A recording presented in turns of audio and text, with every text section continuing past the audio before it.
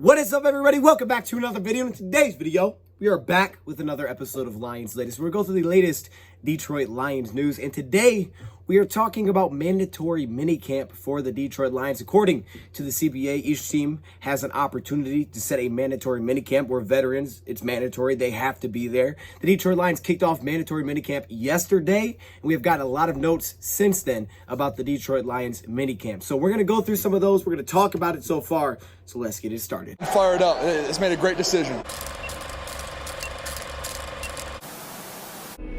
Great teammates, coaches, and other people who want to be Super Bowl champions. And we are. We're going to do it this year. And we're going places because we want to go places. Touchdown, Detroit Lions!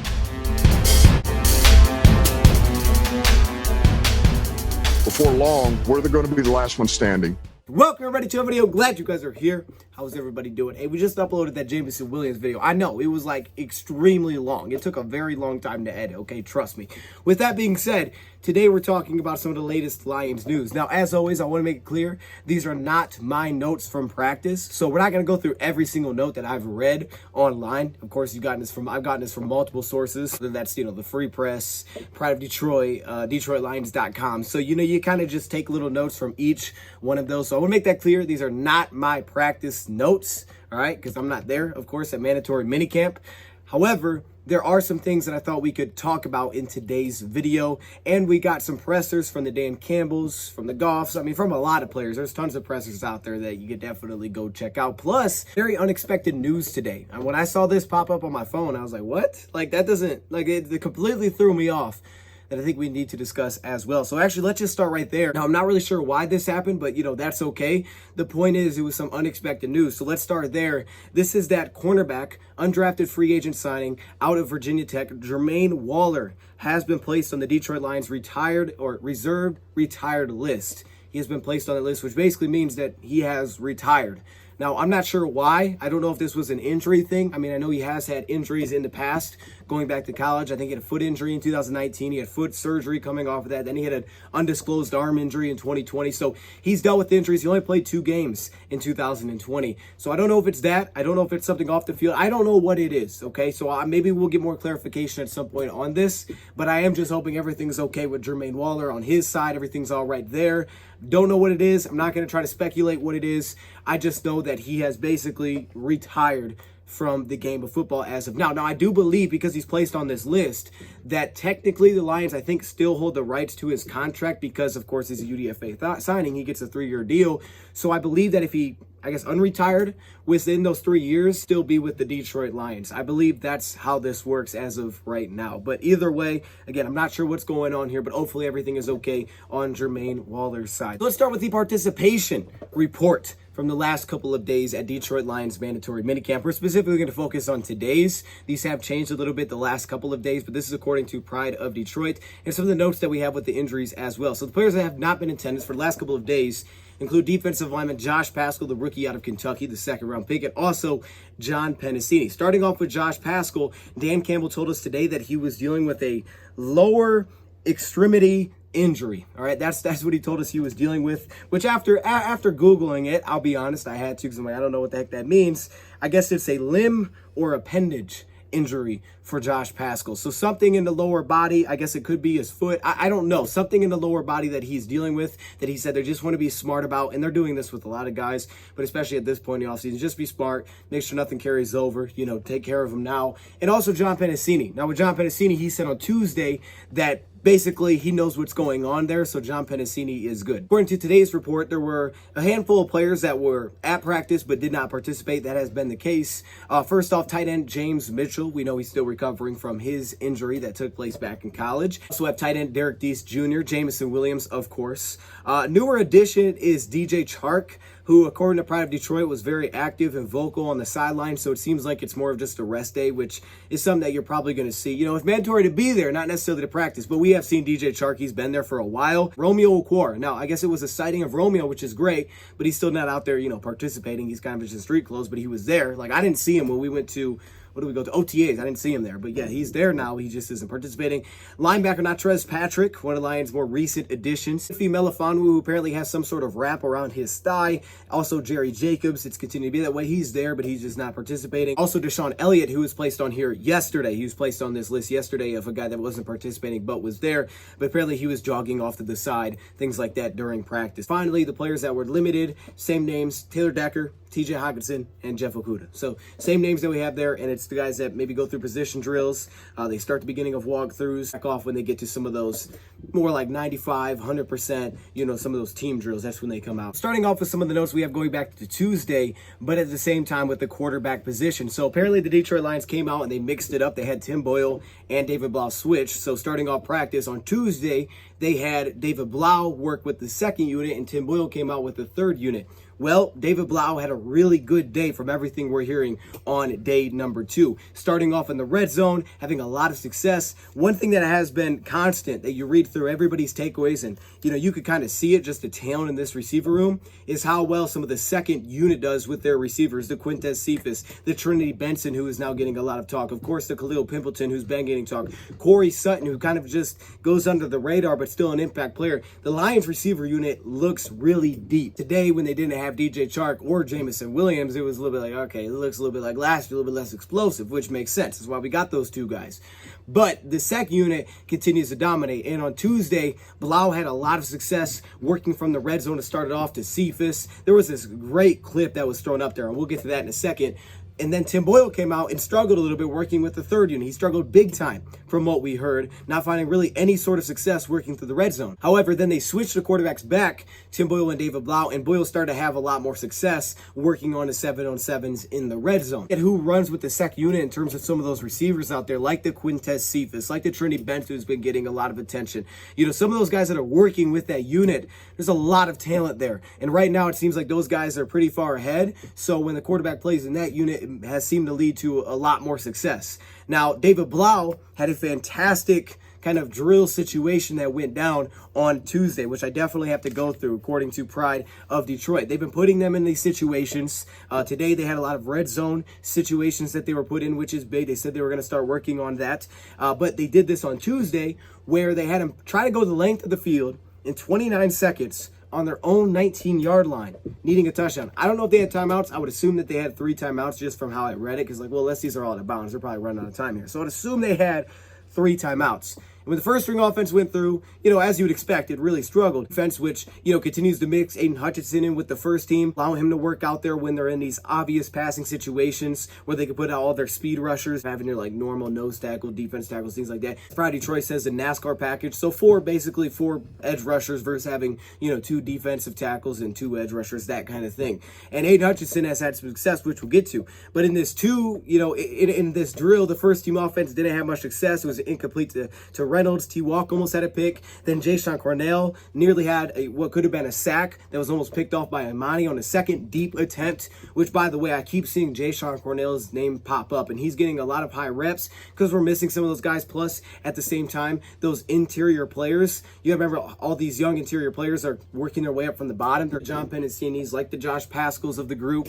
Jayshon Cornell's getting some higher reps, and from everything I've seen, he seems to be having a lot of success. Everything I've read, he seems to be having a lot of success, which is awesome for him. I'm so excited. I hope he's able to just find the field this year. I think that's what it's been with him since we've drafted him. It's just like, man, I want to see him find the field. He is a interior pass rusher coming out of Ohio State that can get after. We just need to see the dude on the field. You knew he was that kind of athlete because he started outside, then pushed inside. He was like, okay, he can get after the quarterback. Anyways, don't go on a rant there. David Blau had a ton of success.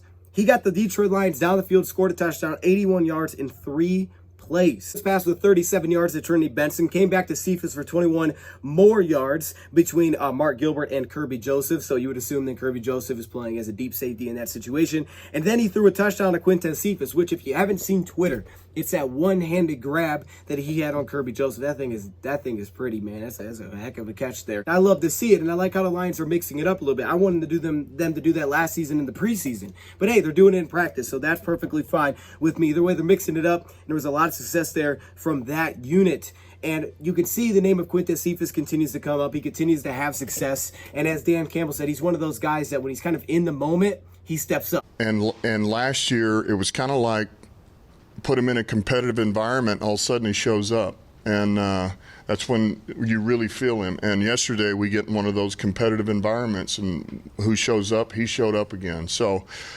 we don't ignore those things. I don't ignore them. Talks about a guy like Trinity Benson because we really haven't heard much about Benson from last season. And I think he made a fantastic point, which really made me sit back and think about it. Maybe you want to watch some of his film from last year, and it made me want to watch even more going forward. But with Trinity Benson, I thought he made a great point. He said this, because we know Benson was traded for. Didn't really see him very much last season. It was like, oh, that just did not work. It wasn't a very good year. This was a miss by Brad Holmes. But Brad Holmes said, look, we looked at him for what he could be, in year 2 for us. Whatever you want to believe there, that's what Brad Holmes said. And according to Dan Campbell, this is what he said. He said Trinity Benson came up to the coach, and Trinity Benson said he went directly to the source, which was Dan Campbell.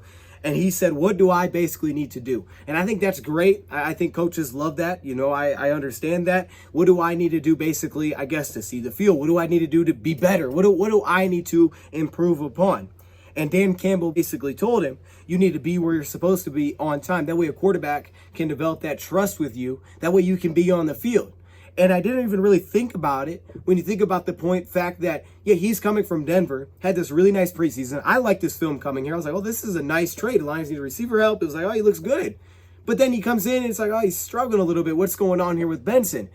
But when you think about it, if he came in after the preseason, think about how little time he really had with this offense. And then think about the fact that he had to come in week 1 and play for the Lions. He was playing week 1 for the Lions with Tyrell being injured, Perriman being cut. Dan and Trinity both said, Trinity said, look, everybody runs the same thing. It's just different terminology. But like Dan said, is everybody's still learning the terminology. So he's kind of on like I would almost say like a even playing field with everybody now in terms of that development. And right now, Campbell's saying, man, he's looking a lot faster in practice, more decisive. He's got good hands. Someone asked him what his strengths are. He said speed. Speed is one of his strengths. At the same time, he catches the ball well. He's tough. And what I really thought was interesting is Dan Campbell brought up the point, man, that's a guy we can use on special teams. So I'm like, okay, that's big. If they can use him on special teams, that means he could get a roster spot for sure. So I wouldn't say just write off Trinity Benson, because I think that's a very interesting point that you kind of forget about. And I haven't watched enough film, but just going back watching some of the Niners game, I'm like, I forgot he even played in the Niners game. And you watch him, and you definitely see the speed, you see the explosiveness, but you also see it looks like confusion at times, where he's off the line last, he's trying to communicate with people, and the timing's just completely off with him. First fault it is, the timing just looks off on a lot of routes. You don't really see him sitting down in some of the zone holes, so the quarterback will throw it to this hole, and he's just still running or working back to the football. So I'm not saying that it's going to work out, and it's going to be perfect, and he's going to make the team for sure. But I would say just don't write off Trinity Benson, because Dan Campbell spoke very highly of him. And as we know, anybody that can play special teams can make the team. And why I think I need to bring that up is because if you remember last season, it was a big deal with Tom Kennedy. He ended up making the team, but the Lions were really like, well, how can we utilize him on special teams? Because aside from returner, what value does he bring on special teams? Dan Campbell feels like Trinity Benson brings value aside from that, being able to play like a gunner role. And you look at kind of the final roster spot, they got some blocks here. It's going to be just a fight for like the last receiver spot, depending on how many receivers that they keep. But when you think about it, you look at the Khalil Pimpletons. You're like, all right, well, if Khalil Pimpleton doesn't win the punt returner job, which could be tough to judge during the offseason, it may be very difficult for him to, overtake one of these receivers. More interesting, we are hearing that Khalil Pimpleton is getting reps as the second string punt returner behind Khalif Raymond. But then to add on the top of that, I know we're kind of just going off here on the receivers, but to add on top of that, Dan Campbell spoke about Khalif Raymond, and he likes Khalif Raymond, and he said, what we're looking for Khalif Raymond is maybe to take a little bit off of his load. We can give him jet sweeps, things like that, but he plays like he's 220 pounds, and he's not that size. We see the same role for him as we thought when we originally signed him, because now he's gotten the 2-year extension, so I thought that alone kind of told you, like, yeah, he's going to be here, and I like Khalif Raymond, so I'm not against moving on from Khalif. I like him for depth. I like his versatility. I thought he stepped up. We needed him. Yeah, he's limited a little bit offensively. He could be a tough target to hit, but he is a good punt returner who was 10th in the National Football League last year. He's just pretty darn reliable all over the place. You're our starting punt returner, could be a rotational player offensively, take a little bit off his plate, which I think we're all kind of hoping for, because last year he almost had to play too much. Like, you don't want Khalif Raymond to be your starter. No disrespect to Khalif, but that kind of tells where your receiver room's at. But have him be a depth piece, now that's not a problem. Hey, if he's wide receiver 5 or 6, Now I'm feeling really good about where our wide receiver room as a whole. But this entire receiver unit continued to get praise. You know, those three guys in particular, but the Cephas, the Bensons, Khalil Pimpleton. Energy was outstanding, dude. That guy was just hyped up. He was happy to be there. I loved it.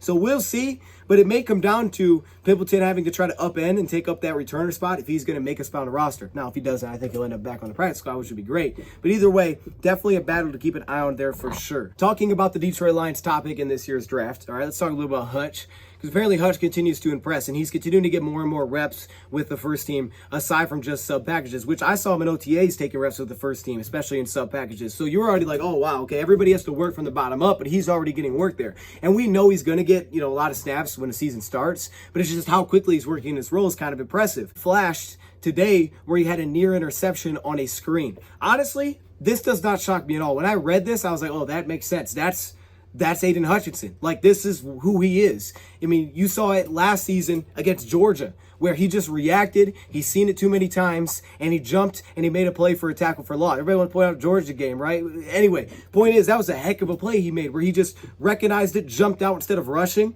where they try to hit this, you know, quick, like, wide receiver screen to the outside, and he makes a tackle for loss. It's that recognition, it's those smarts that he plays with. But apparently they've been doing drills with the defensive lineman and Todd Walsh where they're throwing like a little ball and they have to get their hands up and bat it down, which is really a skill set. When these guys come out like that, not every guy has that recognition and awareness to get his hands up when the ball goes up, but they can be so impactful that way.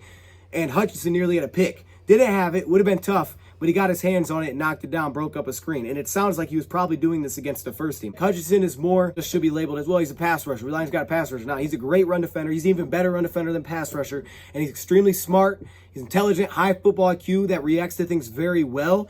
But at the same time, we know he's relentless. And that's what Dan Campbell said. That's the idea with this defensive front is that, yeah, for this year, next year, the year after that, that people fear playing the Lions defensive front because they are relentless, because they're smart, because they can stop the run. And they got waves just basically coming at you. And all these guys we know are going to grow up together. So I love to hear that, but I'm honestly not even shocked with Hutchinson. And apparently he got some pressure as well. Worked against Matt Nelson, about 7 or 8 reps, according to Private Detroit. Beat him a couple of times. One time would have been a sack, and another time creating a pressure, which got a cheer from all the coaches. Assuming he was working then against Matt Nelson at right tackle, because that would be Sewell's probably left tackle, because Decker's not participating in some of these team drills. And then I guess he got a little inside spin rush. I'm excited to see how they utilize him, but I'm excited to get to that film video where we break him down. That's coming soon, so stay tuned for that. Speaking of the offensive line, I do want to throw in a little note here that definitely, to me, caught my eye. It may just be overlooked, but I really caught my eye. They went through, shout out to Pride Detroit for this little note, because this was one of the more interesting, intriguing things to me when I read through it. They went through the Detroit Lions' second string offensive line. They listed the players in order from left to right, left tackle to right tackle, of who lines up on the second string offensive line. Thought this was super interesting when you talk about depth. Obviously, this can change, but as of now.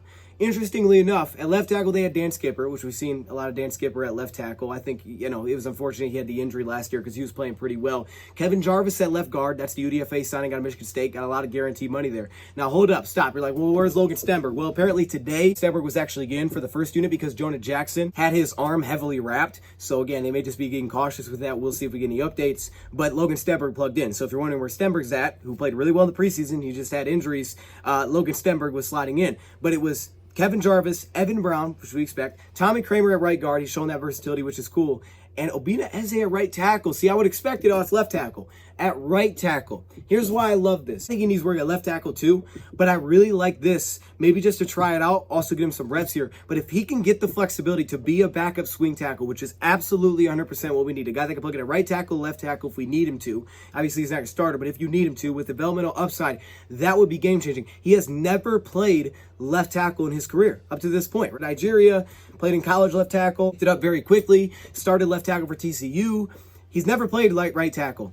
See that he's getting reps at right tackle is huge for depth. If you have an injury to a guy like Taylor Decker, because if Decker goes down, you slide Sewell left tackle, you still have Matt Nelson at right tackle. Or if Sewell missed a game, you're not moving Decker to right tackle, so now you're missing that right tackle. If Eze can prove they can play right tackle, then you could just plug him in. You're usually not keeping 2 backup tackles, so you really want to have that flexibility if you are a backup tackle, and I would like to be able to keep Sewell at his right tackle position, that way he can really get comfortable with it and really excel there instead of moving back and forth. Of Obina Eze, if he could be an impactful backup swing tackle, it could honestly be the difference between a couple games this year. It could be. It could end up being that way. We know he has the movement skills. We said in the video that he could be a swing tackle, but now getting reps there. That keeps making an impact as well as Shane Zylstra. You keep seeing his name at tight end. Lions are missing a lot of tight ends. Hutchinson, Derek Deese Jr., James Mitchell for injury. So guys like Shane Zylstra, Brock Wright are really stepping up in that department. We also have the Garrett Griffins. We also have the Nolan Givens. But those are two guys that are stepping up the pass game.